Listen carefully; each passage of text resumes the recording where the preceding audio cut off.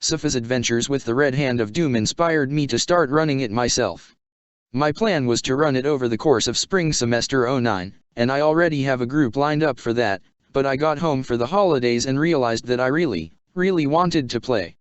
Besides, I thought it would be a good idea to give it a test run before I ran it for real. I've been hyping this a lot for my school chums and I don't want to screw this one up.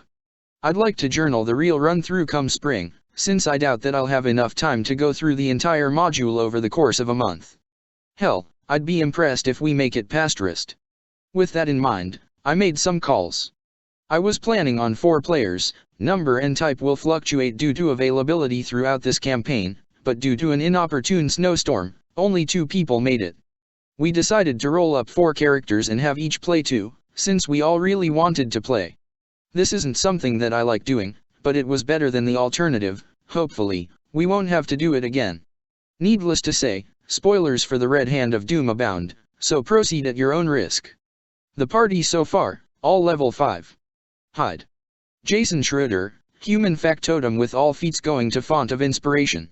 Sharing the skill monkey role, and the strongest arcanist in the party, amusingly enough. With 20 HP, his ongoing survival is a bit of a concern. TYV Taka, human spell thief. The other arcanist and skill monkey. With TWF, Craven, and 2+1 short swords, see below, he's a force to be reckoned with. There are enough casters among the horde to make this interesting. IMHO. Luan Fien, Elven Druid, Shapeshifter variant. His spells haven't seen a whole lot of use, outside of healing, but I foresee a lot of good uses for his shifting. Can hold his own in combat, too, but has piss poor AC. Clutch, Warforged fighter. Took oversized TWF and monkey grip. When I told the player that this wouldn't let him wield 2 great swords, he said that he knew, and that the intent was to switch off between 2 long swords and a large great sword. I just shook my head and let him.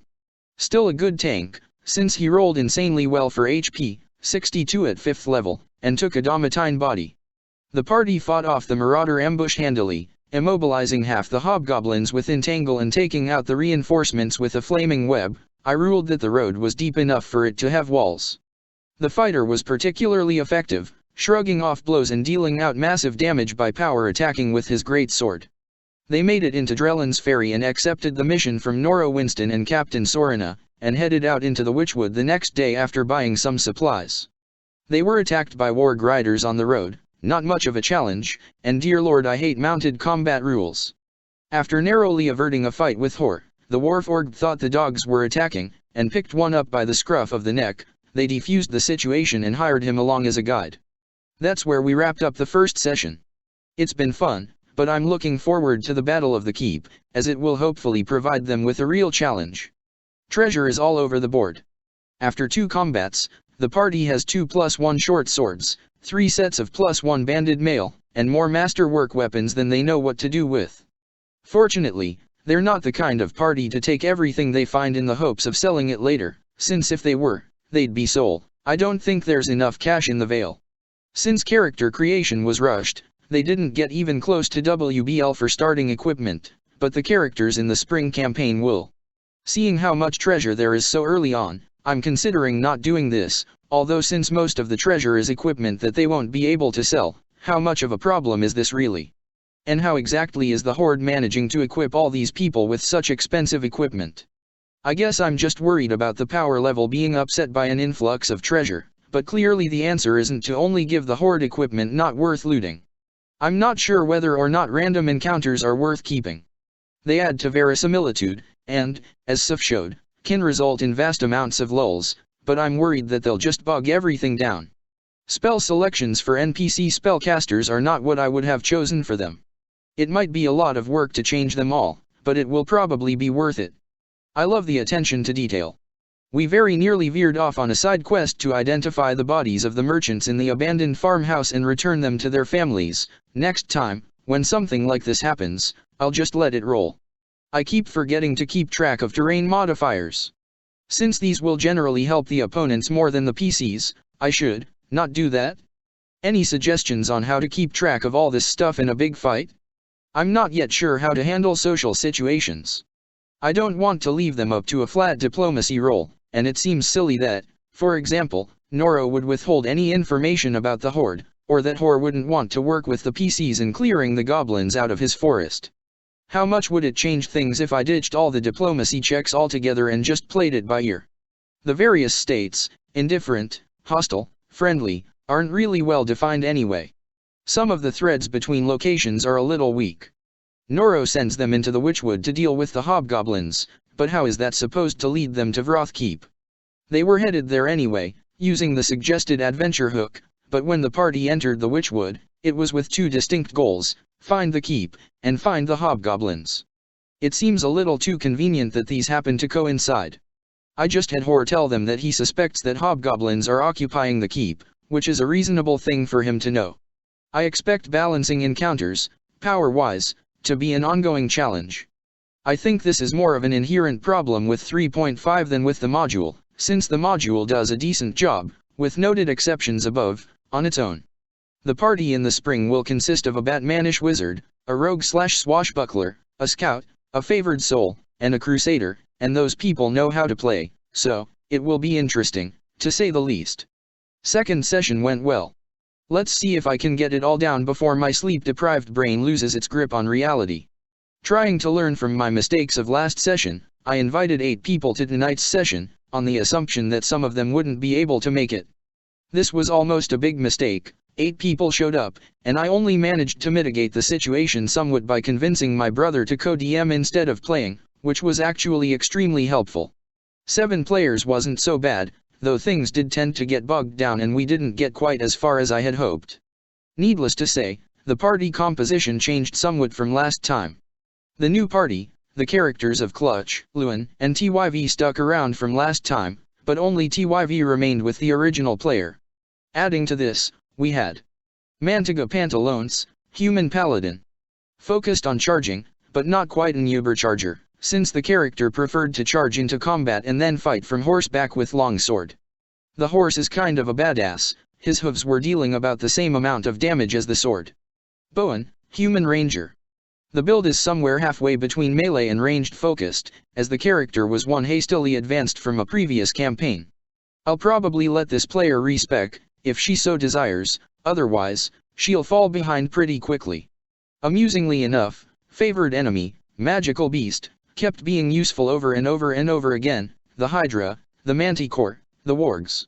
Urvange, human favored soul of Cord. Perfectly reasonable character, perhaps a little too inclined towards healing and summoning magic, but nothing wrong with that. Lilo, strong hard halfling swordsage. I was a little worried about this character with regards to the others, but so far the player seems content to bamf around with Shadow Jaunt and throw Shadow Garrots at people, so it worked out. I'll be keeping a close eye on this one, though, he seems to have too many stances. My brother also rolled up an as of yet unnamed warlock who was not used. Also unplayed was Jason the Factotum. For the duration of the session, he was napping in Hor's cabin. We also redid the feat selection for Clutch. Apparently the player who made him accidentally took too many feats. This really ticked me off, but I'm going to give the player the benefit of the doubt and assume it was an honest mistake. The old characters departed from Hor's cabin and met up with the new characters, minus the paladin, who were the survivors of another expedition sent by Noro to investigate the hobgoblin menace. When they realized that they were after the same thing, they joined forces and headed north. First up, the infamous Hydra Encounter. I was looking forward to this greatly, and I was not disappointed, though it did not go entirely how I expected. The moment I mentioned the wagon, the fighter, and the favored soul immediately went over to check it out. The druid, in eagle form, spotted the Hydra, but it was too late. The two characters were nearly cut off from the rest of the party. The challenge here was the difficulty of getting into melee with the Hydra. The bug made shifting impossible, so in order to get up next to it, the players had to move, which provoked an attack from each head. I had to read that bit in the rules twice. That's just brutal. It got nastier when the Hydra retreated. He couldn't really go up to the causeway like he was supposed to. Those two characters jumped down into the bog, and forced the players to go into the deep bog to get in range, and even nastier when I realized that the Hydra had cover in deep water. An Arcanist would have really helped here, but without one, the best they could do was have the Ranger, the Druid, and the Spell Thief feather it with arrows, which barely kept up with its fast healing. They didn't even consider severing the heads, See my other thread on Hydras. Anyway, it was pretty brutal. By the time the Swordsage finally dropped the thing with Shadow Garrote, and Shadow Jaunt was invaluable, the Favored Soul, the Spell Thief, and the Druid, victim of a poorly planned aerial charge in Eagle form, 6 AoEs against AC-12 ain't pretty, were unconscious. I could have been really nasty and had the unconscious players start drowning in the bog, but they had already suffered enough for one battle. Also, the Favored Soul summoned a squid to fight the Hydra. It died very quickly, but it was hilarious. Then it was off to Vroth Keep. This battle was immense, and very confusing. It would be nice if they had a timeline of events. Barracks Hobgoblins alerted, Koth comes out, Manticore comes out, but it's also dependent on what the players do. That the only reasonable solution seems to be to read the encounter very, very thoroughly, and try to get a feel for the defenders of the keep as a whole, so the reaction can play out realistically. They approached the keep in broad daylight and decided to just walk on in. I'm a little worried that they won't realize that was a bad idea. That sort of thing will probably get them killed in wrist. The fighter and the Swordsage insisted on searching the gardener's shack, which of course promptly collapsed on them. They both heard the impending collapse. Their response was to go stand near the doorway, so they could leave if they really had to. Go figure. They realized that this would almost certainly alert the guards, so they positioned themselves for battle. It would have been neat if they managed to hide from the guards, but no such luck. The Favored Soul cast buffs in the northern guard tower and the paladin and fighter blocked the entrance. First to emerge were the Warg Riders, who raised the alarm and attacked. They dispatched the riders fairly quickly, and the wargs retreated into the stables, but by then the hobgoblins had armed themselves and swarmed out of the barracks. The Manticore came out at around this time, though they somehow managed to not notice this for several rounds of terrible spot checks. They were smart enough to leave it alone. By the time they had finished off the hobgoblins, who didn't pose much of a challenge, Koth and the Minotaur had emerged, and the Manticore began showering everyone with spikes, which was quite effective. Meanwhile, the Ranger and the Druid were finishing off the wargs in the stable. The rest of them quickly killed the Minotaur, and while Koth got off a fireball, swapped out for lightning bolt, and a stinking cloud, from scroll, they managed to corner him in the barracks. He blasted away with his wand of magic missile and dropped the warblade, but by that point they had finished off the Manticore with a combination of ranged attacks, the Druid's eagle form, and a celestial giant bee. Completely surrounded, and with one hit point left, Koth surrendered. After knocking him unconscious and stealing all his spells via Spell Thief, they looted his body and found the map. I was pretty happy that one of the players, upon looking at the map, immediately noted that they could slow the horde by destroying the bridge. They then healed him a little and interrogated him with a successful intimidate check from the paladin. They now know about the horde, and that they need to try to destroy the bridge and warn the town. They found the treasure vault, and that was that for the time being. They'll have to decide what to do with Koth next session. Another memorable session last night, the party made it to Skull Gorge Bridge. The party in attendance. Having just finished clearing out Vroth Keep in the previous session, here's what happened. Since a few characters in attendance last time wouldn't be here this time, we agreed that those characters, Urvange the Favored Soul, Tyv the Spell Thief, would return to Drellin's Ferry to attempt to warn the townsfolk, with Koth in tow to add some veracity to their claims. At first, I was just going to let them make it back without incident, but if I can get the players together, I might retroactively throw an encounter their way on their return voyage. Of course, Koth will try to escape. The chaos of the upcoming evacuation should provide him with some opportunity, but I'll have to figure out a way to make an attempt without it seeming cheap. The rest of the party rested in Vroth Keep, and set off north along the Dawn Way. When they found the forest giant marker on the road, both the Druid and the Ranger, who have both tricked out knowledge, nature for some reason, recognized it immediately, and decided to investigate. The encounter with Old Warclegnaw was a lot of fun. I played him as a somewhat senile curmudgeon, but made it clear that he was not to be trifled with. I managed to play it by the book, that is, with diplomacy checks, while still involving some good role-playing.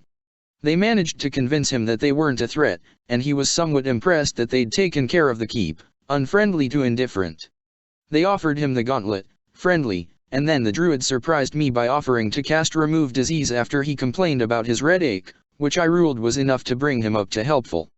The party was hoping that Old Warclegnaw would come help them destroy the bridge, but were disappointed to learn that it would be at least a week for him to go to the Wormsmoke Mountains, rally his friends, and return. Still, after the newly disease-free, spiked gauntlet-wearing forest giant leapt to his feet and smashed a tree to splinters for the sheer joy of feeling healthy, everyone was pretty happy. It took them another day to make it to the bridge, which they scouted out using the druid's avian form. This is the last time I'm going to let them get away with this. Several hobgoblins escaped from the bridge battle, and by the time they make it to rest, word will have spread among the horde to watch out for eagles. I'm not sure why I didn't see this coming, but they immediately started planning ways to sneak up on the bridge and destroy it with magic without having to fight the defenders.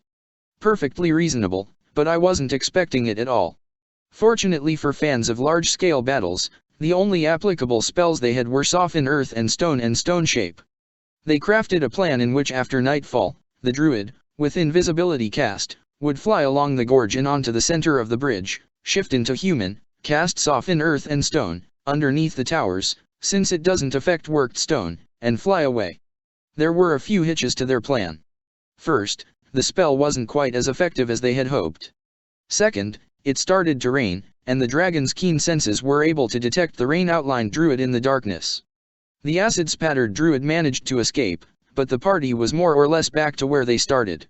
They didn't think the bridge guards would fall for the same trick twice, so they went back to Plan B, charge. The next morning, they decided against a nighttime assault. Since hobgoblins, dragons, and hellhounds all have dark vision, they began sneaking towards the bridge and made it to within 70 feet of the watchtowers before they were spotted. Impressive, considering that most of them were making hide checks untrained. The fighter and the paladin moved to hold the bridge, and the hellhounds were dispatched almost instantly. The warlock took out one hobgoblin with a sleep scroll, and kept running around healing, buffing, and eldritch blasting. For some reason, the party was relying primarily on his wands for healing. The ranger hung back and fired at the dragon, while the druid went head-to-head with the hobgoblin in the other watchtower. Halfway through the combat, the Swordsage player arrived. He spent several rounds running towards the battle, yelling, "Guys, why did you leave me behind in the forest?" threw a shadow garrote at the hobgoblin sergeant, and was dropped into negatives by dragon breath the next round. Kind of an anticlimax. Most of the hobgoblins held back and used their bows, but the sergeant and two hobgoblins stormed the bridge. Read my previous entry for the modifications I made to the sergeant. The bottleneck held off the sergeant for a round, but the sergeant dropped the fighter with battle leader's charge. Meanwhile, Ozarandian the dragon is flying around, blasting as often as he can, and they're not hurting him that much. He's staying out of the range of Eldritch Blast, and his high AC is deterring the ranger. The next round, the paladin takes 4 arrows to the chest and drops to negatives. Even when the warlock dropped the sergeant, things were not looking good for our heroes. Meanwhile, the druid, who has been locked in brutal single combat with a hobgoblin all this time, finally manages to kill him. He realizes that he'd better start casting some spells, so he drops a sleet storm on the remaining 4 hobgoblins and, unwittingly, Ozarandian, who has returned to his roost to heal, and who just drank his potion of invisibility, except now he's clearly outlined by the sleet. That bought them the round they needed to recover and regroup. The druid followed up the sleet storm with Call Lightning, and I ruled that the sleet storm was sufficient to boost it from 3d6 to 3d10. He starts blasting away, and the tide turns. The dragon charged at the warlock, who survived the acid breath and returned fire with Eldritch Blast. The druid hits him with another bolt, and the ranger dropped him with a well-placed arrow. So, the paladin, fighter, and Swordsage were all unconscious, but nobody died. The warforged stabilized automatically, and the other 2 got lucky. After looting the bodies, they start hacking away at the bridge, I unknowingly attacking the secret weak spot in the southeast corner. The power attacking warforged and the remaining uses of Call Lightning made short work of the bridge, which went crashing down into the gorge. While the rest of the party rested, the druid, in eagle form, flew across and got a good look at the horde. Come morning, they started making their way back towards Drellin's Ferry, and when they arrived, they met with Winston, Sorina, and the others.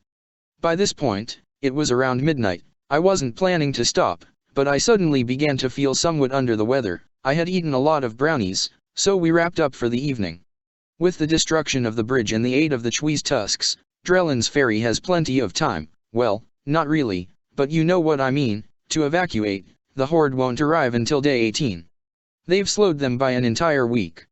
They returned to Drellin's Ferry at the end of day 7, left on day 2, got to the keep at the end of day 2, found the giants on day 3, got to the bridge on day 4, destroyed it on day 5, then 2 days returning. I know you don't care, gentle reader, but I was just making sure I had it straight, so I'll probably give them a day or 2 of downtime before I turn up the heat with the Goblin Raid and Chimera Encounters. After that, and the meeting with the Council, it's up to them. The fighter is keen on facing the Horde. If he wants to, I'll let him. Another exciting and entertaining session last night as the party finished Chapter I and started Chapter 2. This session saw the campaign's first fatality as well, and any session where I kill a PC is a win in my book. We had a full house in attendance, 8 PCs. Once again, my brother helped alleviate the madness of the situation by code meting. Here's what we had. From last session. Vesta, Elven Warlock. Mantiga Pantalones, Human Paladin. Clutch, Warforged Fighter. Bowen, Human Ranger. Luan, Elven Druid. Returning from previous sessions. TYV, Human Spell Thief.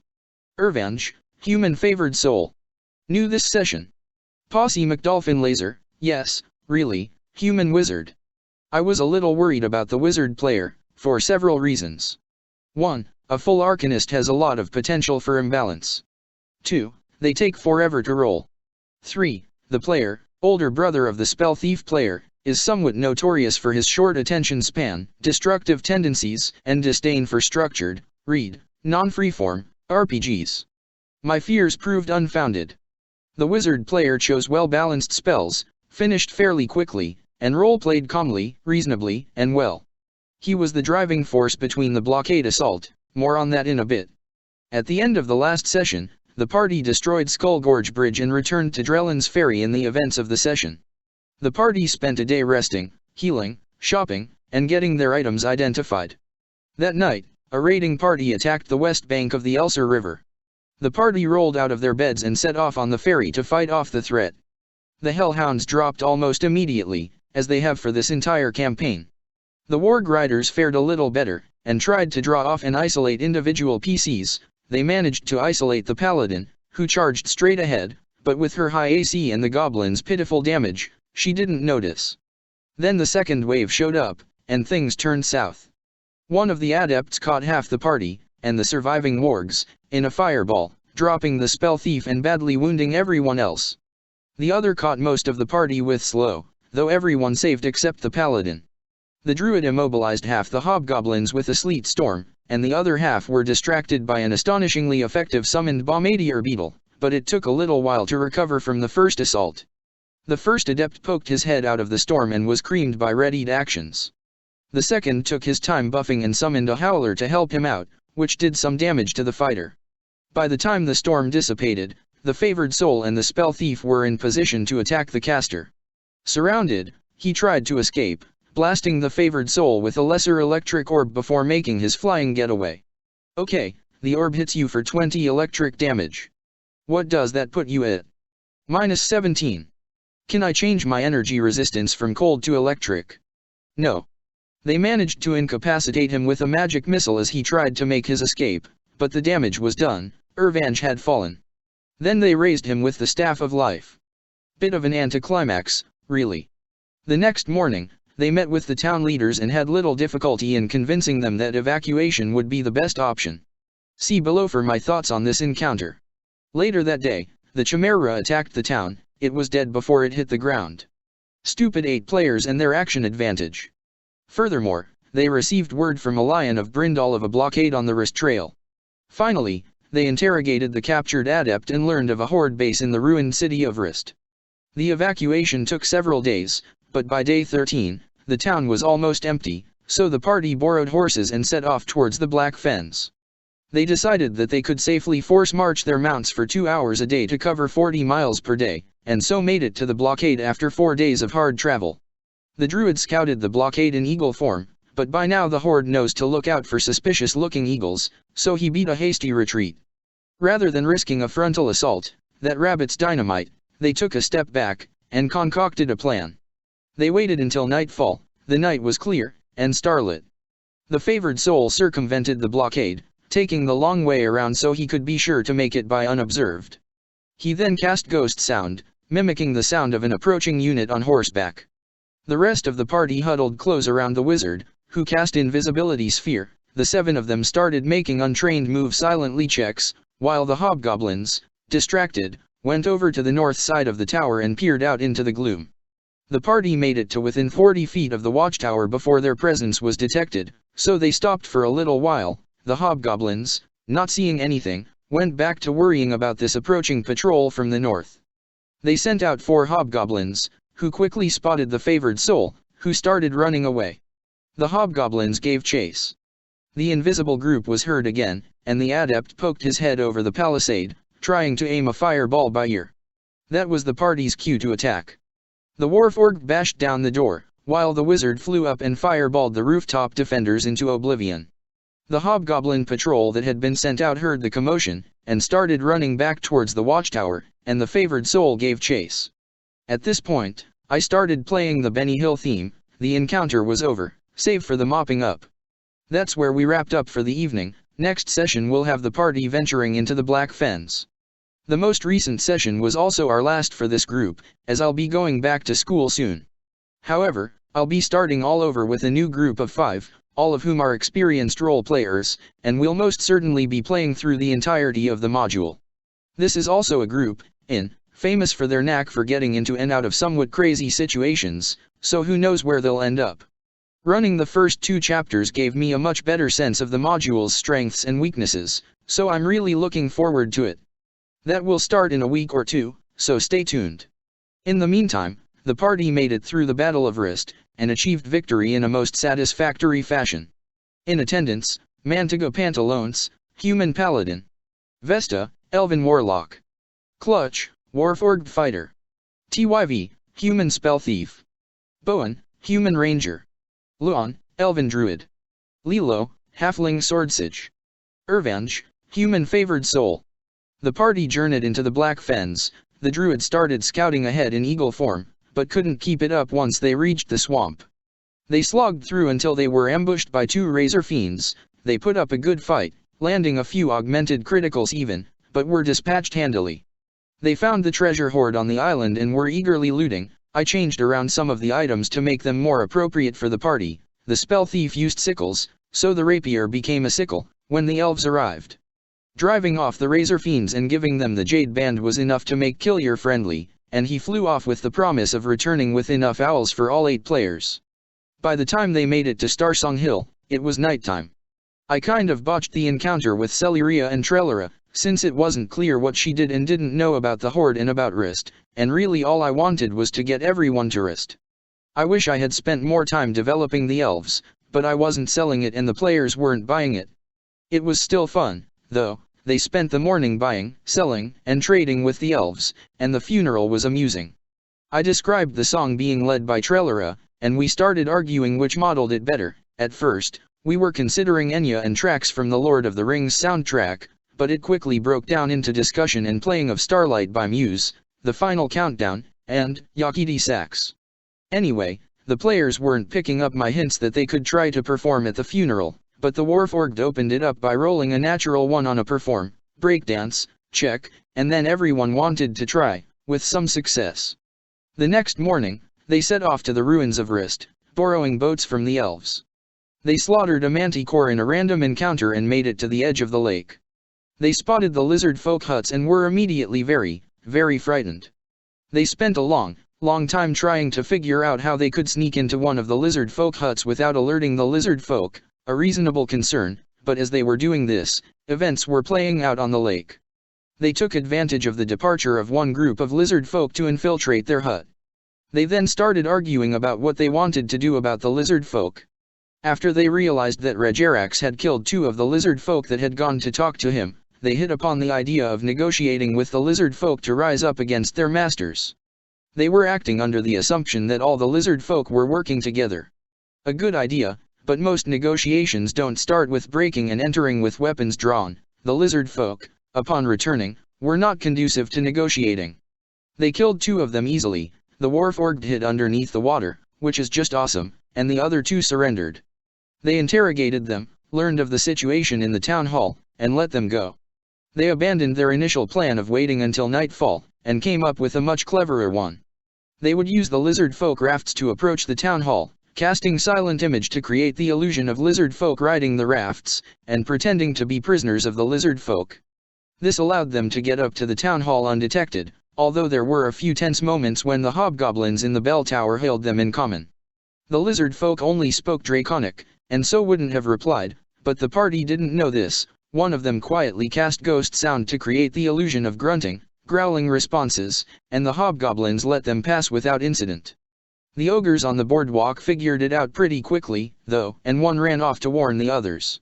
They dropped the other within a round, so much for those warrior levels, and then charged up the stairs, dispatching the ogres up there within a few rounds, but not before the warlock cast a scroll of fly on the paladin's mount. Aerial charges were a serious source of damage in this battle.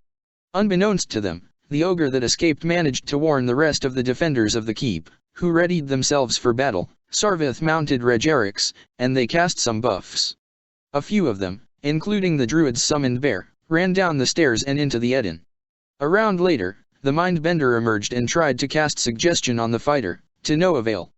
They managed to surround the Eden and drop him, so much for those warrior levels, pretty quickly, but not before the Mindbender successfully dominated the fighter and sent him off to the hatchery to get reinforcements. Thank you, Sif.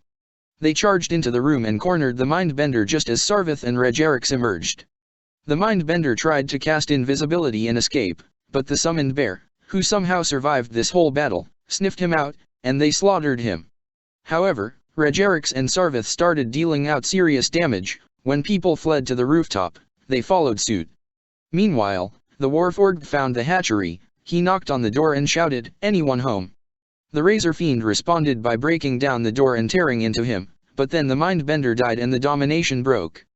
The Warforged fled back to the town hall rather than fight a Razor Fiend one-on-one. The party tried to kill Regerix, but wasn't getting through his 28 AC, so they started focusing on Sarvith, which worked a whole lot better. The Warforged returned, with the Razor Fiend in hot pursuit, so the Spell Thief, who had stolen Charm Monster from the Mindbender, used it on the Razor Fiend, who failed his save. Having no particular loyalty to Sarvith, he started attacking him, and this probably turned the tide of battle. At this point, Regerix was still doing fine, but Sarvith was hurting. He fled, drank a potion, took another blast from Eldritch Spear, and fled for good. The party used the Razor Fiend to swim over and kill the hobgoblins in the bell tower while they looted. They also used him to search for Regerix's hoard, and found the phylactery. I will really try to make these shorter in the future, so thank you for slogging through. We've scheduled the first session for next Sunday, and we're all pretty excited. Everybody has been working hard on their characters, and they've come out pretty well. They're stored online, so once I get the players to make them public, I can provide links.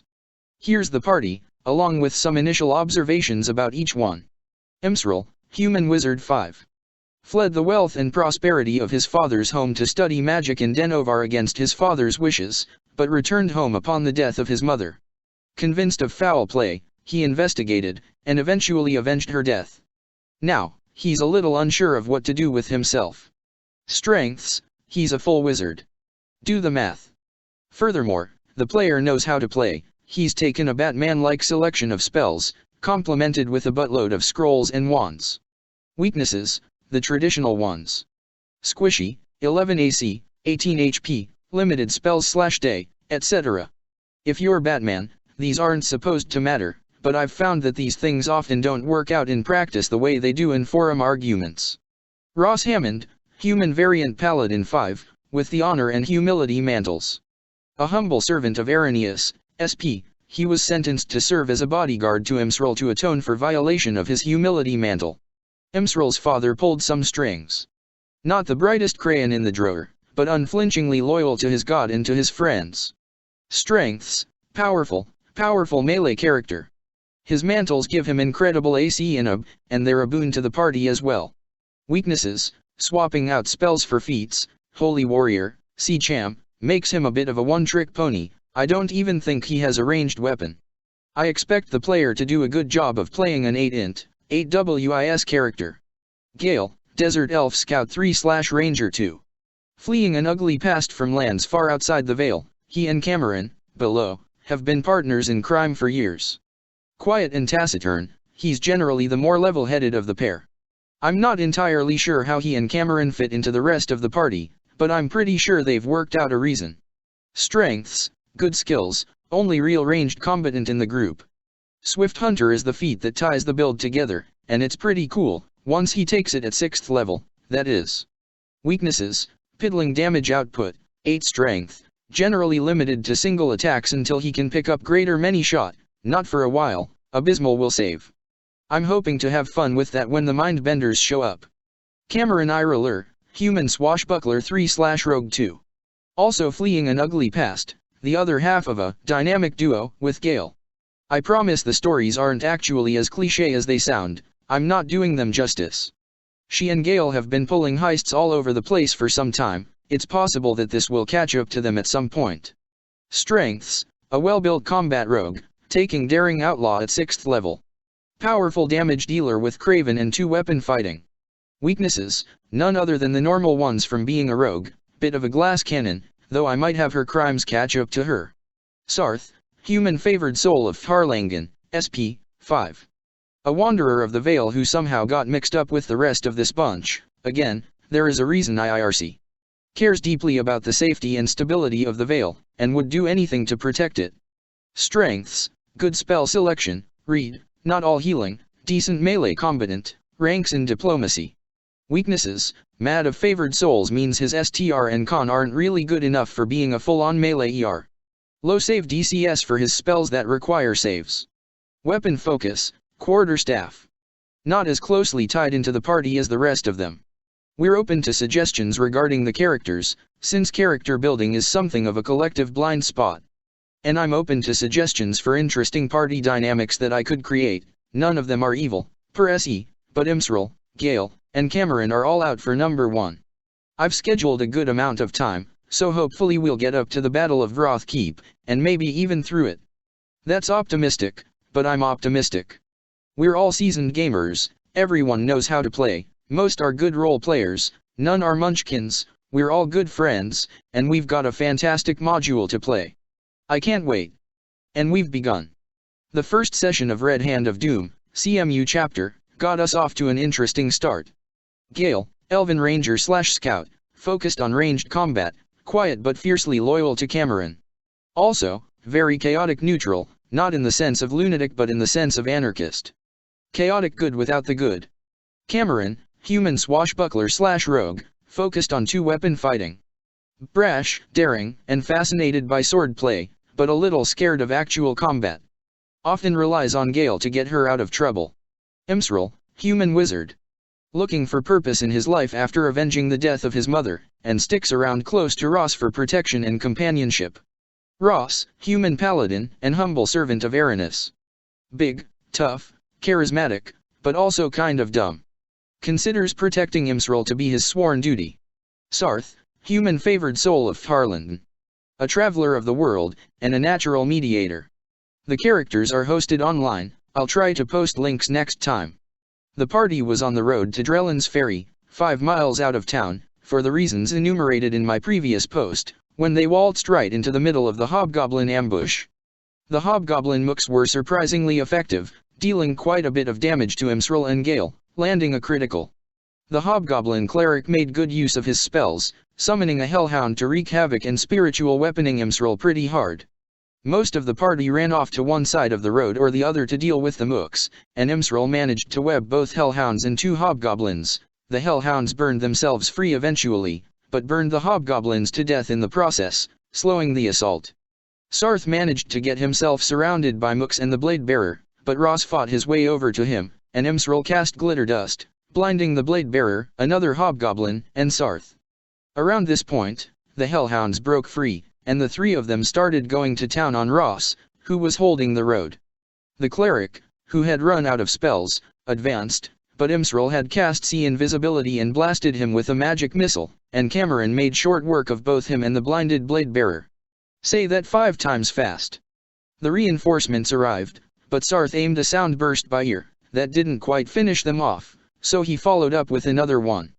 Ross dispatched the Hellhounds, and the surviving Hobgoblins fled, to be chased down and killed by Gale and Sarth. They stabilized the dying cleric and intended to interrogate him, but when Ross failed his intimidate check, even after being enlarged by Imsral. Gale lost patience and put an arrow through his skull. They'll probably come to regret this. At this point, they're flying blind. They made it the rest of the way to Drellin's ferry and met with Nora Winston and Captain Sorina at the Old Bridge Inn.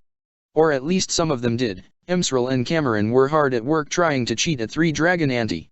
Turns out they didn't need to. Imsral won 2 GP by having his hawk Nymeria watch the red dragon card like, well, a hawk. They agreed to help root out the source of the hobgoblins, but asked for half the payment in advance. I was surprised that they didn't just ask for more money, but Winston agreed.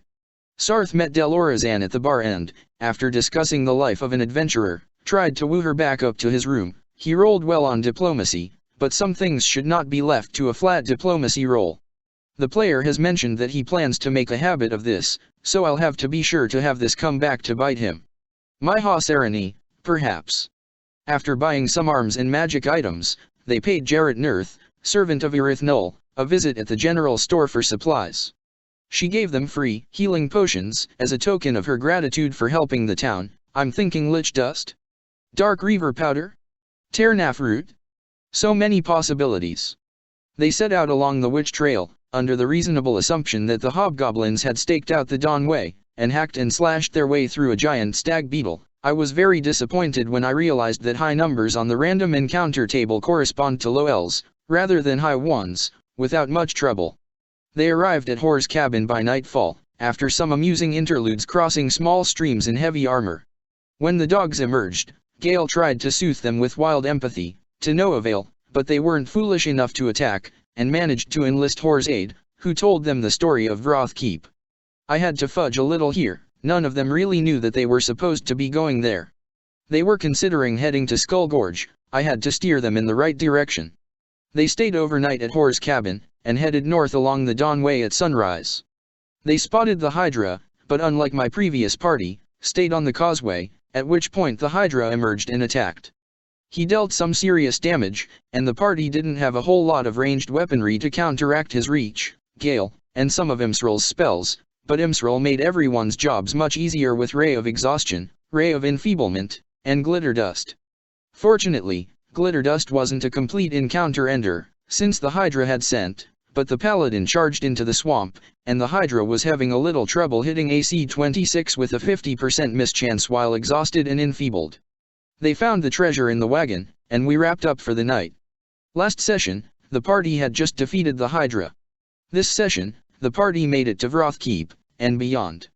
Here's how it went down. Heading north along the Dawn Way, the party was ambushed by 3 warg riders. The party defended themselves handily, including an amusing incident where Kim climbed a tree, and then Imsral baleful transpositioned her with a warg. I ruled that the goblin was now riding atop Cam, and the warg clinging to a tree branch, and the goblins retreated, moving much too quickly for the party to catch them thanks to their mounts.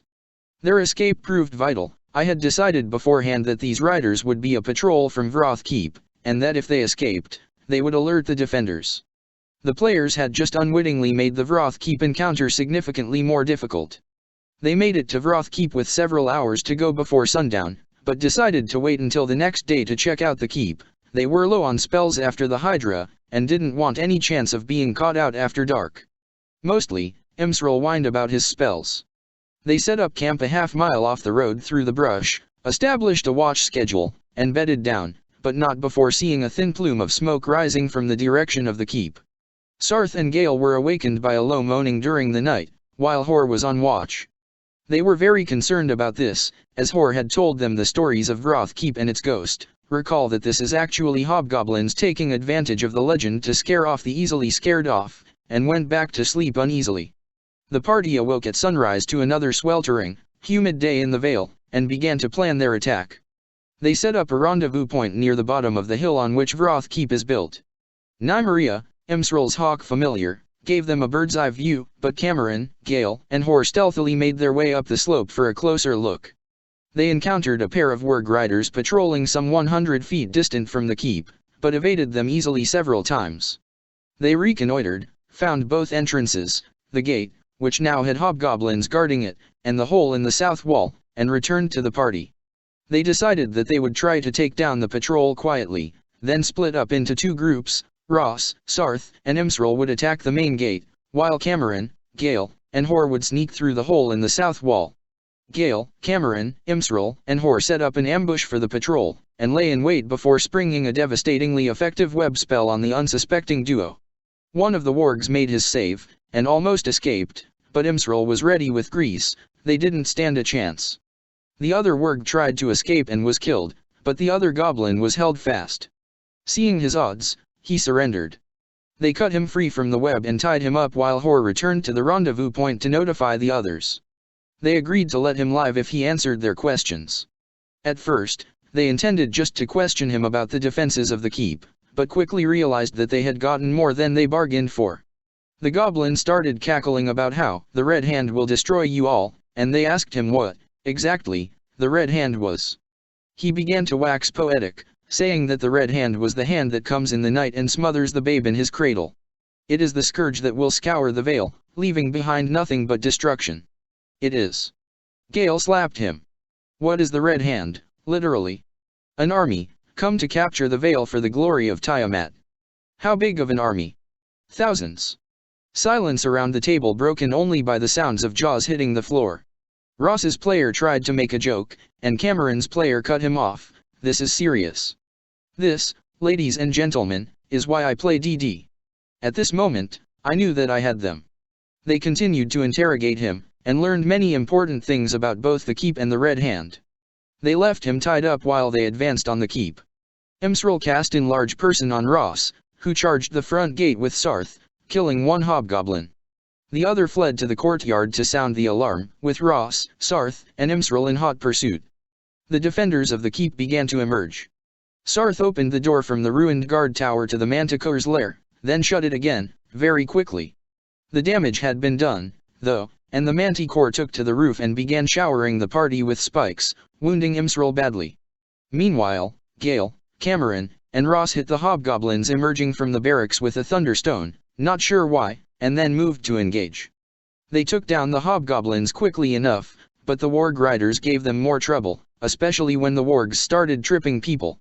Imsrel hasted them, which helped, and Ross went over to the rooftop to attack the Manticore from the ground. He could reach, since he was enlarged. The Manticore, out of spikes, retreated to the center of the roof, and Ross entered his lair to engage him again. This proved to be a mistake, as the Manticore dropped down on him and hit him with a claw/bite, dropping him to negatives. He certainly would have died the next round, had Ross not run in and activated his healing belt. Ross then used Smite Evil from the ground on a full attack for a whopping 43 damage, killing the foul beast. Just then, however, Koth made his presence known by dropping a fireball on Gale, Cam, Sarth, and one of the remaining warg riders, and followed up with another the next round. Even with successful saves, they could tell this couldn't end well, so the party took cover, Gale in the stables, Cameron, Imsrel, and Ross in the barracks. There, they ran straight into Karkillan, who was guarding Koth's chamber. He roared and charged. Meanwhile, Gale, low on hit points, drank the potion given to him by Jarrett Nurth. I grinned wickedly and told him to make a fortitude save. He made it, but he was furious. I'm going to find her and feed her the rest of them, he said, and moved to attack the remaining warg rider. The party dispatched Karkillan handily enough. He rolled very poorly, even with all his rage bonuses. By this point, Koth had drank his potion of fly and flown over the courtyard, blinding Hor and blasting Sarth with scorching rays. Once the rest of the party emerged from the barracks, Koth realized that his number was up, and he flew off to the west. The party was elated by the victory, and even more by the experience, which brought them up to 6th level. They searched the keep and found the treasure in the vault below, along with the letter on Koth's desk. They took some time in deciding on their next move. First, they sent Nymeria the Hawk back to Drellin's Ferry with a message for Nora Winston, but they realized that they would probably need to speak to him in person for their words to have any effect. They also doubted the effectiveness of destroying the bridge and slowing the horde, along with their capability to do so. I told Ross that he could certainly do enough damage by hitting it with his sword. He was very angry about the realism of this. Also, they had a score to settle with Jarrett Nurth, and they really wanted their items identified. They decided to return to Drellin's Ferry, not realizing how close they'd be cutting it with the bridge. It was day 4 at this point and the horde crosses the bridge on day 7. They would have delayed it a day if they killed Koth, but no such luck. They returned to Drellin's Ferry on the afternoon of day 5, and met with Nora Winston, Captain Sorina, Kellen Shadow Banks, and Delora Zan. They had trouble impressing the gravity of the situation upon Nora Winston, who was loath to evacuate the town on the evidence provided by a single goblin prisoner. Sorina defused the situation with hypotheticals: if this horde is real, how do we stop it? Where can we fight it? And so on. The party agreed to try to destroy the bridge, but realized that they didn't have a lot of time, so they're planning a midnight ride through the Witchwood. If they make it, they'll make it to the bridge on day 6, with 1 day to spare. They are cutting it very close. Perhaps I could have the arrival of the horde create some dramatic tension.